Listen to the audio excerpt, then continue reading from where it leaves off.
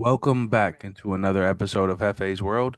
And if you haven't already, make sure you hit that subscribe button down below.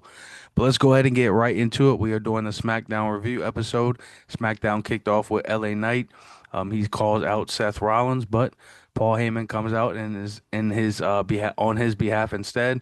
They cut back and forth promos, and Paul Heyman pretty much tells LA Knight that he needs to leave or something bad will happen to him before the end of the night.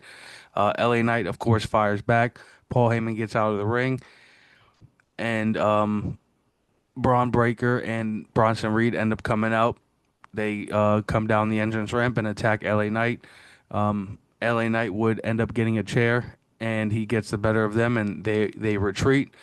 Back with Paul Heyman. Backstage, you see Heyman after this, after a quick commercial break, you see Heyman with Braun and Bronson, and Byron Saxton walks up and tells him that Bronson Reed will have a match with LA Knight later on tonight. And then back to the ring, we have Alexa Bliss versus Asuka in the Queen of the Ring semifinals match. One hell of a match for sure. This definitely could have gone either way, but the returning Asuka has won this match, and she will be facing the winner of the match on Raw.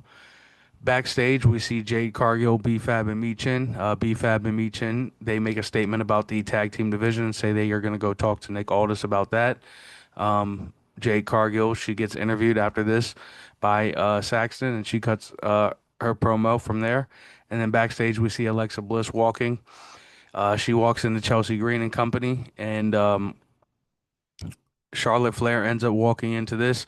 There's some tease for a form of a tag team between Alexa and Charlotte down the line. We'll continue to see what happens here on SmackDown. Back to the ring, we see Pretty Deadly, Kip Wilson, and Aleister Black is getting ready to make his way down to the ring to face him. But R-Truth comes out of nowhere and he attacks Kip. And he grabs a mic and yells for John Cena to get out here now. And then he puts a STFU back on Kip, and the security comes out and takes R-Truth away. Aleister Black is giving him a stare down throughout this whole entire process, looking confused. And then backstage, we see R-Truth yelling at Jamie Noble, trying to find John Cena, and Jamie's trying to calm him down. Aleister Black walks up, gets in Truth's face. Damian Priest ends up calming Aleister down and tells Truth that he needs to relax. And then we get back to the ring. We see Cody Rhodes making his way out. And before Cody can even say anything, Jey Uso's music hits. He comes down, he cuts a promo, and then him and Cody end up dapping up. Sami Zayn's music hits. He cuts his promo, and then he's cut off by Randy Orton. Randy Orton would cut a promo, and this leads into our King of the Ring semifinals match between Randy Orton and Sami Zayn. Excellent match between these two guys, but of course, none other than Randy Orton advances, and he will be facing the winner of Jey Uso versus Cody Rhodes on from Monday Night Raw. So we'll see what happens there. After this match, Nia Jax comes out to the ring and she cuts a promo on Tiffany Stratton.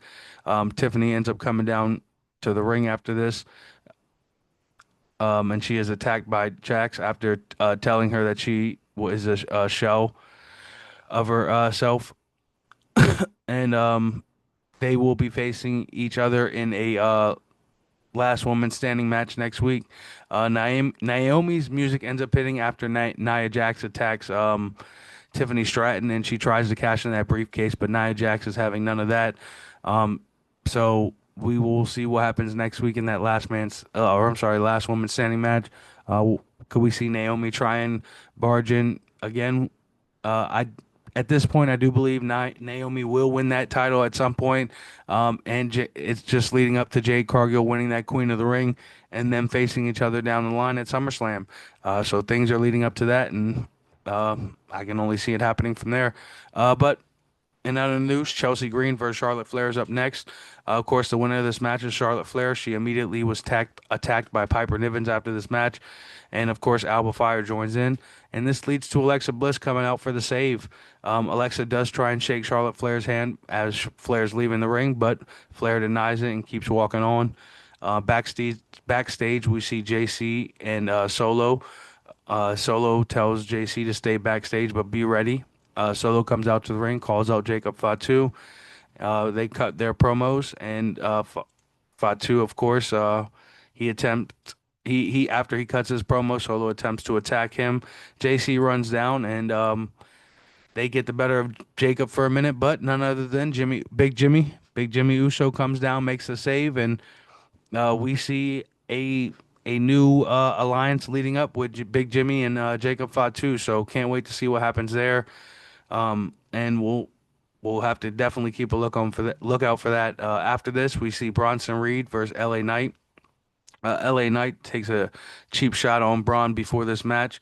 And the winner of this match by disqualification was LA Knight. Braun Breaker would spear LA Knight and they would beat him down, leading to three tsunamis. So it's unfortunate for LA Knight, and we will have to see what happens next with him. After that, backstage, we see Jacob Fatu cut a promo saying he will fight Solo Sikoa at Night of Champions. So can't wait for that one-on-one matchup. That should be huge, and I'm sure we will get a debut of a new Bloodline member. So be on the lookout for that as well.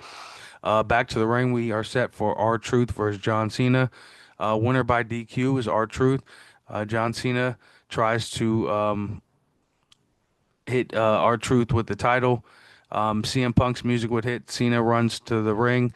And Punk goes after John to attack him. Cena would get the better of Punk and end up putting Punk through a table, and Cena cuts one hell of a pipe bomb to end SmackDown. So we'll see what happens next with CM Punk and John Cena. R-Truth and Cena's story is not done just yet. They will most likely be fighting each other again somewhere down the line, so I cannot wait for that. And we are getting ready for next Saturday's matchup between John Cena and CM Punk as well. So we'll have to wait and see if Cena decides to show up on Raw or SmackDown.